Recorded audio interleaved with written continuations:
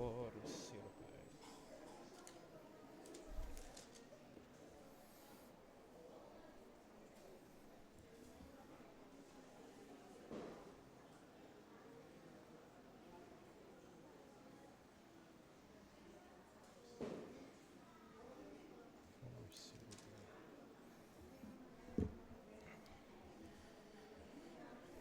Sige po mga kapatid, we will now start our Lord's Table service ngayong hapon.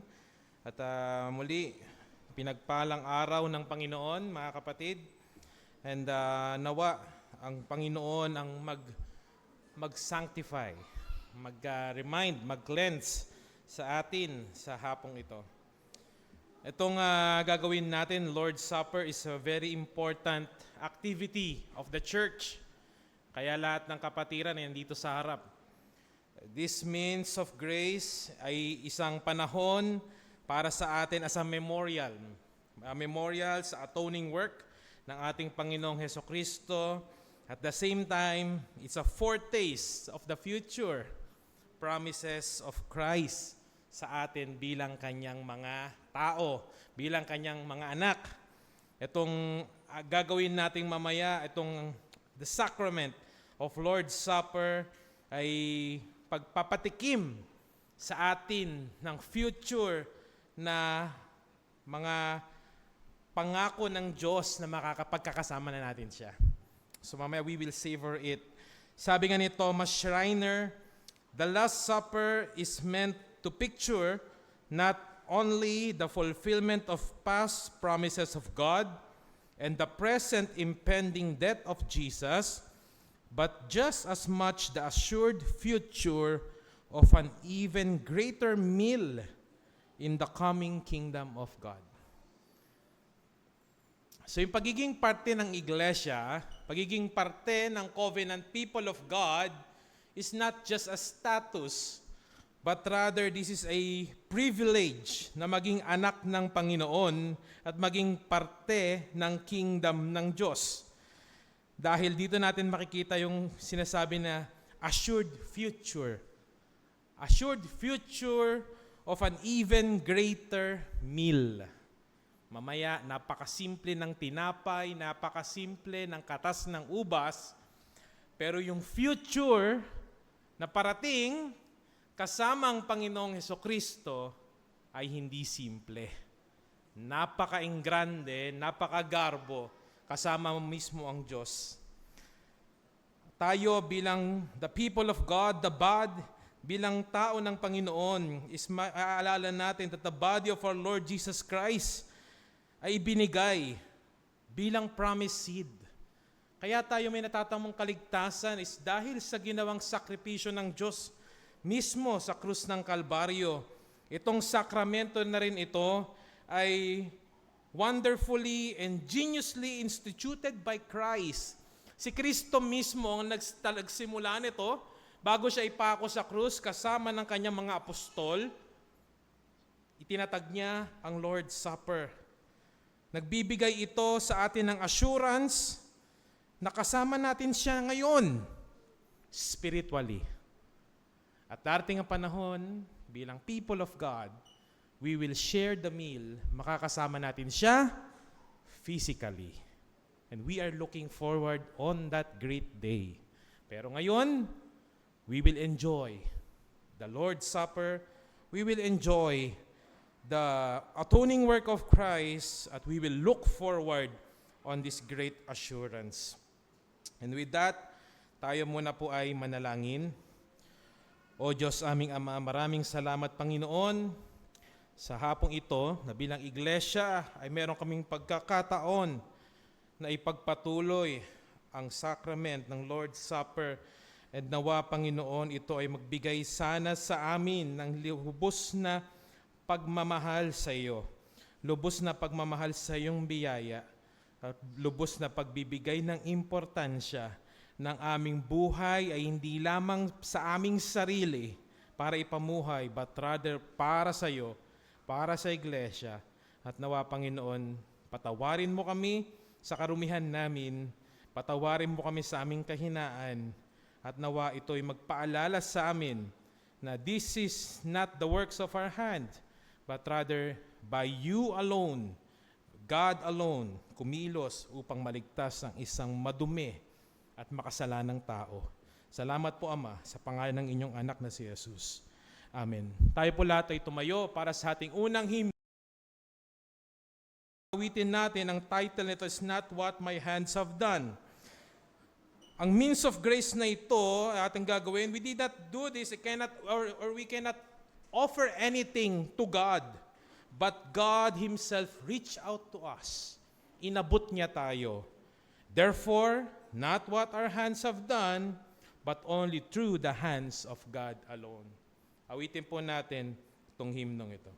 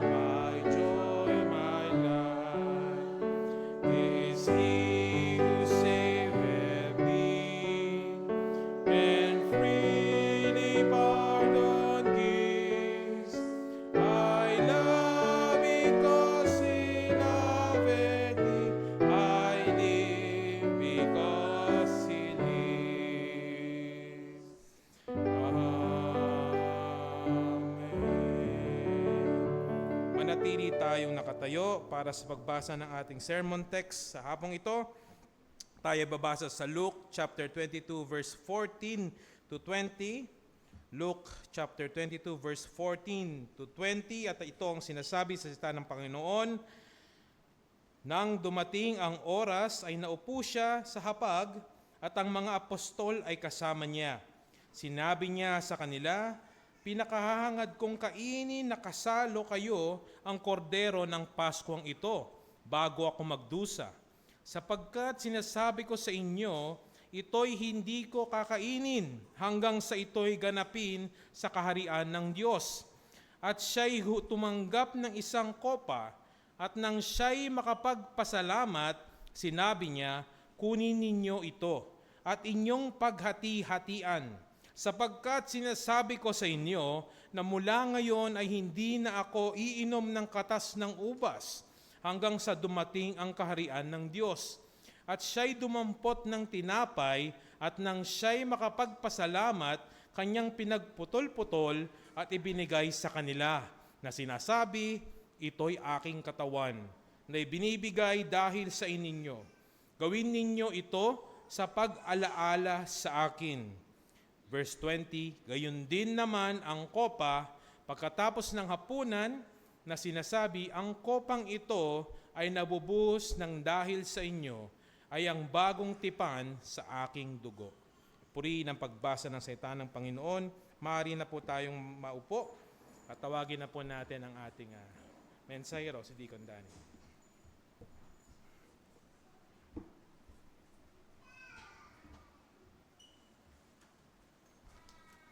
Okay, magandang hapon sa inyong lahat. Hindi ko lang sure no, kung tinuturo pa rin sa school yung arts and literature. No? Nung high school kami, itinuro ito at nabanggit no, yung isa sa mga pinag-aralan natin ay si Leonardo da Vinci. Sino ba yung taong to? Isang magaling na pintor na nakapagpinta o nakapagguhit ng mga kilala na mga portrait ngayon, no? Yung katulad ng Mona Lisa at gayon din yung the Lord's Supper. At ang Lord's Supper nito na pininta ni Da Vinci, ito po ay ginawa niya nung siya ay nasa edad na 43 years old. No? Nang ipinta niya ito, at ito pong painting na ito ay siya po ang nagbago. Kumbaga sa trending, siya po ang nagbago ng trend pagdating sa mga paintings. At lahat ng nakakakita ng paintings na ito ay nagkakaroon ng emotional o nagiging emotional. At karamihan sa mga monk ng panahon na yon, by the way, no, itong painting na ito ay inilagay sa hall ng Santa Maria del Grazi. No, ito po isang monasteryo ng mga panahon na yon. At bawat monk o yung mga pare o yung mga seminarista, gustong-gusto nilang kumain sa ilalim ng painting o sa tabi ng painting. Sa anong dahilan? Dahil pakiramdam raw nila habang kumakain sila nakatabi ng dakilang painting na ito ni Da Vinci, pakiramdam nila ay part sila ng huling hapunan ng Panginoong Hesukristo. Well, dito sa ating pong binasang talata, dito po makita natin na yung message niya ay hindi tungkol sa pagiging emotional. Ang Lord's Supper, katulad ng sinabi ng tagapanguna natin kanina, ito po ay isang simbolo. Ito ay spiritual symbol ng pakikipagkaisa natin sa Panginoong Kristo. So ano mensahe natin sa umaahapong ito? Una, ang kahalagahan ng Lord's Supper sa buhay Kristiyano. Ikalawa, the manner, kung paano natin ito gagawin. At ikatlo, ano ba ang layunin ng banal na hapunan? Tayo po'y manalangin bago tayo magpatuloy. Ama naming Diyos, muli papuri pasalamat sa iyo sa hapong ito at dadalangin namin, O Diyos, nanawa nga po ang aming pong observance na ito ng banal na hapunan. Ito nga po, O Diyos, ay magdala sa amin sa mas malalim pang pagkakilala sa iyo, sa mas malalim pang kaugnayan o relasyon sa iyo. At gayon din po, Lord, mas malalim pa na pagkakilala sa aming pong Diyos na pinaglilingkuran. Muli, Ama, yan po yung mga samot dalangin sa banal na pangalan po ni Jesus. Amen. Ano ba ang Lord's Supper o yung huling hapunan o hapunan ng Panginoon. Sinabi nga kanina ni JM, it's a memorial. Pero hindi lamang ito isang memorial, pero ito rin ay symbolic, may simbolo na pinapakita. Tayo'y naniniwala na ang tinapay at ang alak ay nagre-representa sa dugo at katawan ng ating Panginoong Jesucristo. At ang hapunan na ito ay remembrance, pag-alala saan? Sa ginawang sakripisyo ng ating Panginoong Jesucristo sa krus. Sabi nga, di ba, sinabi dito sa verse na ito, gawin niyo ito bilang pag-alaala sa akin. Sa verse 19, do this in remembrance of me. Remembrance ng pagkamatay ng ating Panginoong Jesucristo sa krus. At itong remembrance na ito ay hindi lamang nang-encourage na sa mentally natin alalahanin ito, pero alalahanin natin yung spiritual implication ng banal na hapunan. So anong kahulugan nito? Ito ay nangangahulugan na ang bawat makikiisa o makikibahagi sa banal na hapunan, dapat siya ay magpartake ng nasa tamang kalagayan o spiritual na kalagayan. Sa 1 Corinthians chapter 11, mababasa ho natin yan. Nagbigay si Pablo ng mga warning bakit ang isang taong magpapartake ng banal na hapunan dapat nasa tama siyang o nasa worthy manner siya. Ibig sabihin, ikaw ay nakapaghanda, ikaw ay magpapartake hindi dahil sa gusto mo lang, kung hindi sinusunod mo ang panuntunan sa Biblia. Dapat nung panatiliin natin sa ating isipan na sa ating pakikibahagi ng banal na hapunan, ang spiritual na pinapakita nito ay dapat alam natin, nasa isipan natin. Di ba, sinabi nga sa Second London Baptist Confession of Faith, sa chapter 30, dito po tinuturo sa atin na ang tinapay at ang alak ay hindi nagiging ibang substance. No, nire-reject po natin tayo mga Reformed Baptist na ang tinapay ay literal na nagiging katawan ni Kristo at ang dugo o yung alak ay nagiging literal na dugo ni Kristo. Hindi po tayo naniniwala doon sa transformation na bagay na iyon. Sa halip, tayo naniniwala na ang ginagawa natin ay spiritually. Spiritual po to at hindi literal na naging tinapay, yung tinapay ay naging katawan ni Kristo, na kagaya ng ibang relihiyon. Sa kanila pong paniniwala ay nagiging, ang katawan daw o yung tinapay daw ay nagiging literal na katawan ng ating Panginoon Jesucristo at ang alak o yung grapes o yung ating pong iniinom na wine ay nagiging dugo talaga ng ating Panginoong Jesucristo. Nire-reject po natin ang ganong paniniwala. Kalawa, tayo ang Lord's Supper, ang kahulugan nito, ito ay exclusively para sa mga mananampalataya lamang. For believers only. Ang iba ay tinatawag to na close communion, ang iba naman ay open communion. At tayo po dito sa TNC, we allow, pinapayagan natin ang ibang mga kapatiran na magpartake ng Lord's Supper as long as we are convinced o tayo'y naniniwala na siya ay tunay na mananampalataya. Kaya yung iba sa atin, di ba, pinapayagan na magpartake kahit hindi member ng anumang Reformed Baptist Church. No? Pero sa iba ho, ang close communion para sa kanila, exclusive sa mga Reformed Baptist. Kagaya po ng mga nabanggit dati, isang church, may mga bisita silang Reformed Baptist, Reformed Presbyterian na mga Kristiyano. Then sabi ng isang elder, ay pinapayagan namin kayo magpartake kasi Kristiyano naman kayo. At pagdating dun sa isang pastor, hindi sila pwedeng payagan kasi Presbyterian sila. No, dapat Baptist sila. Well, tayo po, hindi po ganun ang practice natin. We believe na basta Kristiyano ka, tunay ka mananampalataya, ikaw ay pwedeng magpartake o makibahagi ng Lord's Supper. So ano ang kahalagahan nito ngayon sa buhay ng isang mananampalataya? Una, ito ay daan ng biyaya. It's a means of grace. Hindi katulad po ng mga tradisyonal na pagtuturo patungkol po sa mga elemento ng Lord's Supper na tinapay o yung katawan at dugo. Tayo po mga Reformed Baptist, nire-reject po natin yung transubstantiation ng association ng bagay na ito, no, na nagtra-transform yung katawan at yung tinapay at alak. Naniniwala tayo ng Panginoong Jesucristo ay spiritually present. Hindi po siya yung physically present, but in spiritual, we believe na tayo ay nagko-commune sa Kanya sa pamamagitan ng pag-alaala sa bagay na ito ng Lord's Supper. At itong pag-aalala natin ito, siya ay tinawag na means of grace o isang daan ng biyaya dahil pinapalakas nito ang ating spiritual na kalagayan. It's a means of grace. Bakit?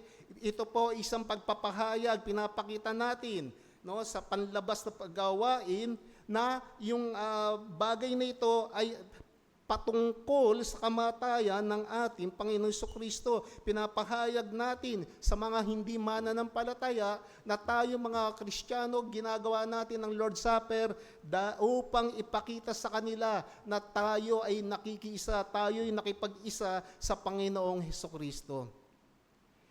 Di ba, nung hindi pa tayo Kristiyano o hindi pa tayo part ng anumang member ng isang Christian church, kasama ako doon sa mga sinasabi ng kailangan magkaroon ka ng first communion.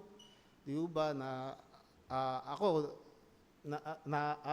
natatandaan ko noon, natawa pa ako doon sa pare dahil kasi English speaking siya siyempre elementary ako, mali ko sa mga English na yan.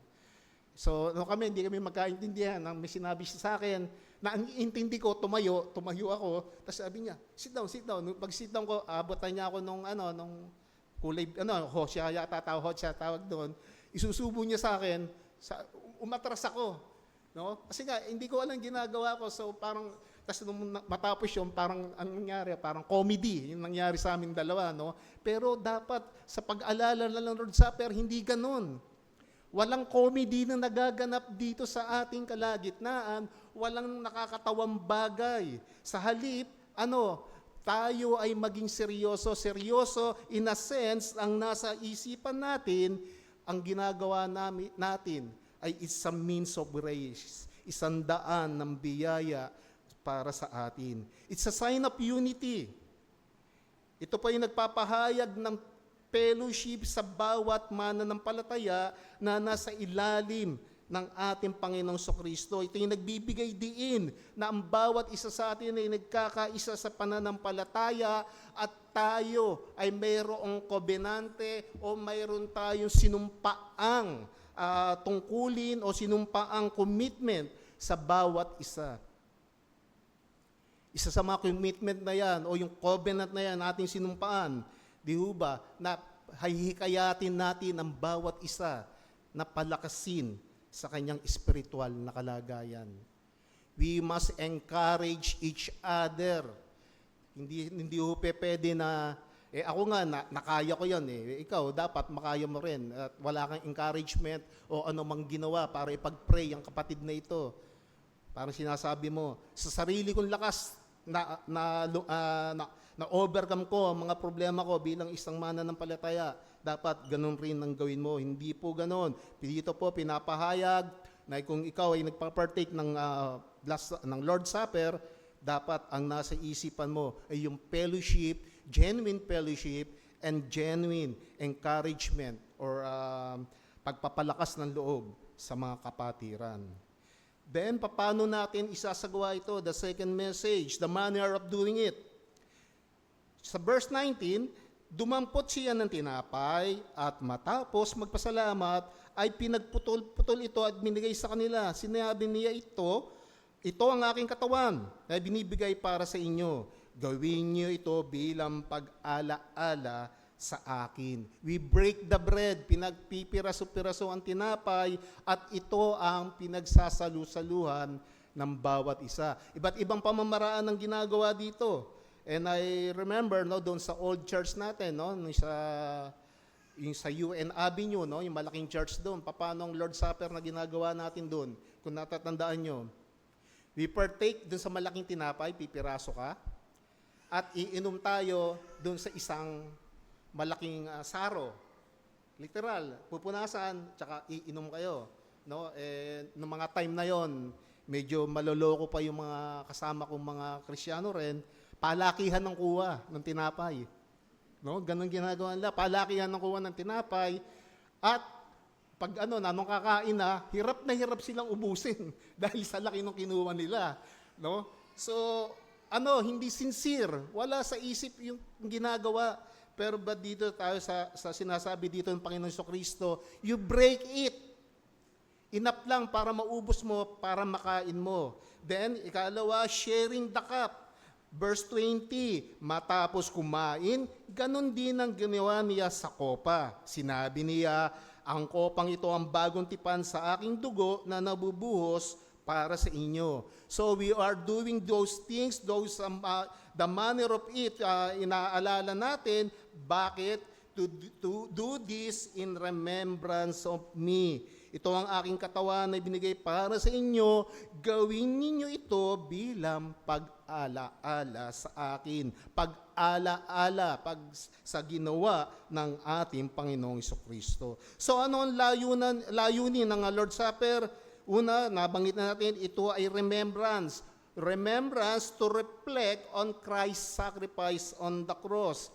No? Ito po yung nagtuturo sa atin na alalahanin natin kung gaano po kalaki, kabigat ang ginawa ng ating Panginoon Jesucristo upang iligtas tayo sa ating mga kasalanan. It is also the fellowship, na unity sa bawat mananampalataya. Ito'y pag-aalaala sa atin na ang bawat Kristiyano, we are one with the body of Christ. Iisa ho tayo. Hindi ho tayo divided at hindi tayo dapat nagkakanya-kanya sa mga ating gawain. No? Example ho niyan, hindi ho pwede na mga deacon ay nagpapatayo ng third floor. No? Yun ang gusto ng mga deacon, samantalang yung pastor, ang gusto niya ay mag-evangelize sa Ilocos Sur naman. No? Tapos na tayo sa Ilocos Norte, Ilocos Sur naman. Hindi ho pwedeng ganon. Sinabi dito, we must be in one, in unity. Dapat nagkakaisa ang mga miyembro, hindi pwede na ang isa ay gustong mag-mission at ang isa naman ay gusto magpagawa ng structure. Hindi ho dapat ganon. Kung tayo ay mag-mission, ang buong church, ang focus ng prayer niya ay mission. At kung may iba pang mga miscellaneous na dapat gawin, dapat kaisa rin ang buong iglesia. So ano po ang practical application sa atin ito? How believers should approach the Lord's Supper. Una, with reverence, godly reverence, banal na pagkatakot. Do not treat, wag mong ituring na ang banal na hapunan na isang ritual. Yung iba pong mga tao, o iba pang mga nagsasabing sila ay Kristiyano, ginagawa nila ito bilang ritual at hindi bilang part ng kanila pong banal na pagkatakot sa ating Diyos. Huwag kang magpapartake na hindi involve ang iyong puso't isipan sa iyong ginagawa. No, huwag mong baliwalain, huwag mong i-treat very light ang Lord's Supper o ang banal na hapunan. Don't do it dahil ang iba ay ginagawa nito. Nakita mo, ay mukhang masarap yung tinapay, sige, papartake ako. Hindi po dapat ganon. Dapat sa ating pagpapartake ng banal na hapunan, na sa ating puso't isipan, ando doon ang sakripisyo ng ating Panginoong Jesus. You should examine your heart, motives, and spiritual condition. Meron ka bang kailangan na ihingi ng kapatawaran sa ating Panginoon Diyos? Meron ka bang kasalanan na habang nagsisimula ang banal na hapunan ay naalala mo? Dapat immediately sa iyong kinauupuan, you asking God to forgive your sin o yung kasalanan na yon ay patawarin niya. No, tandaan po natin ang anumang uri ng kasalanan na hindi pinagsisihan, ito po ay nagre-resulta sa kahatulan ng ating Panginoong Jesus. Unrepented sins makes participation unworthy and maaring maput ka sa danger ng judgment ng God. Dapat sa ating pong pagpartake ng banal na hapunan, we must approach it with gratitude. May pagpapasalamat. No, dapat ito ay ginagawa mo na mayroong pinaka mabigat o pinaka punong-puno ng kahulugan na occasion sa buhay Kristiyano mo. No, once in-approach mo ang banal na hapunan, dapat sinasabi mo sa puso mo, this is a privilege, o yung sinasabi natin na isang kaloob ng Diyos na binigay sa iyo, na hindi binigay sa lahat ng tao. Alalahanin mo, muli, ang mga tunay na mananampalataya lamang ang pwedeng makibahagi dito. May pasasalamat sa puso. Bakit? Dahil pinatawad ng Diyos ang iyong mga kasalanan. Natanggap mo ang kapatawaran sa kasalanan dahil sa kamatayan at muling pagkabuhay ng ating Panginoong Kristo. Meron kang kaligayahan, kasiyahan na naramdaman sa iyong puso dahil nalalaman mo na ikaw ay tinubos ng Panginoong Kristo at ito ay nagresulta sa pusong mapagpasalamat at ikaw ay lumalapit, nakikibahagi sa banal na hapunan na mayroong pag-ibig at hindi hinanakit sa sinuman. Sinabi ni Charles Spurgeon, I quote, "The table is not only for mourning sin, but also for rejoicing in salvation." Sinasabi ni Spurgeon dito na ang banal na hapunan daw ay hindi lamang pagdadalamhati dahil nalaman mong o nakita mong ikaw ay makasalanan, pero ito rin ay isang lugar na kung saan ka magdiriwang dahil mayroon kang kaligtasan. So ano ang mga personal reflection natin na dapat i-apply dito? Dapat alam po natin ang pinakamalalim na kahulugan ng banal na hapunan. No, marami pang mga mananampalataya ang hindi nila nakikita ang kahalagahan nito at sila ay nagpa-partake o nagpa-participate ng may kababawan. So the significance, the supper is a memorial of Christ's death. Faith, not the elements, is what nourishes the soul. Ang pananampalataya po natin, we believe na sa pamamagitan nito ng ating banal na hapunan, tayo po ay pinapalakas sa ating spiritual na kalagayan at bawat isa ay dapat actively meditate on Christ's sacrifice while partaking, habang nakikibahagi ka ng banal na hapunan. So ano pong hamon sa atin ito? Sabi, come because you need Christ, not because you feel worthy. Siya sa atin mo yung sarili upang makita mo ang mga bagay sa iyong sarili na dapat palang isuko pa sa ating Panginoong Kristo. Tignan mo yung sarili at buong pagpapakumbaba na tayo'y lumapit at humingi ng kapatawaran sa ating Panginoong Kristo. Lumapit ka sa table, makiisa ka sa Lord's Supper na pinapahayag ang iyong sariling kasalanan at talikuran ang mga ito at palitan ito ng Diyos ng mas malalim pa o mas paghahangad na magkaroon ng pakikipag-isa sa ating Panginoong Kristo. At sa mga tao dito, mga Kristiyano na nagsasabi na siya ay kaya niyang mabuhay nang wala si Kristo sa piling niya, huwag ka nang mag-partake o makisama sa Lord's Supper. If you can live without Christ, do not come. But sa mga tao na nagsasabi, I cannot live, hindi ako mabubuhay nang wala o malayo kay Kristo, then kayo po ay inaanyayahan na makiisa o magpartake ng banal na hapunan. What does Christ's sacrifice mean to you personally? Yan po ang tanong natin sa ating sarili. The Lord's Supper is about remembering, reflecting, and renewing faith.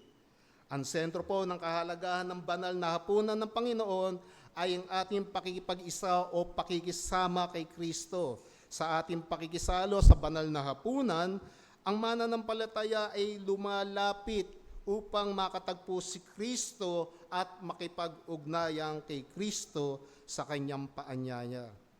Kinakailang gawin ang pagsusuri sa sarili sapagkat magiging pagkukunwari lamang kung magpapanggap tayo ay nakikiisa sa banal na hapunan habang sa katotohanan ay iniingatin natin ang hindi maisukong kasalanan sa ating mga puso.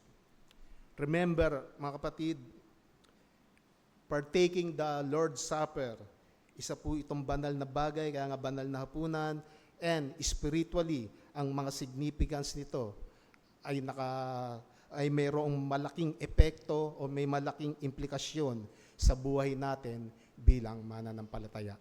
Tayo po'y manalangin. Manaming Diyos, tunay nga po na ang banal na hapunan, pagka minsan, Lord, ito tinitreat namin na parang isang bagay lamang na magaang, isang bagay lamang na maaaring gawin ng kahit sino man. Ngunit, O Diyos, maliwanag sa iyong katuruan na ito ay dapat na ginagawa na may pag-alala, dapat ito ay ginagawa na may kaseryosohan, dapat ito ay ginagawa ng may malalim na pag-iisip o pag-aanalisa ng aming sarili at gayon din po ang aming pong puso't isipan ay dapat na nga nakatuon sa iyong sakripisyo sa kamatayan mo sa krus ng Kalbaryo. Muli, Ama, kami po ay dumadalangin na gawin mong katanggap-tanggap ang aming pong participation sa banal na hapunan na ito, sa banal na pangalan po ni Jesus. Amen.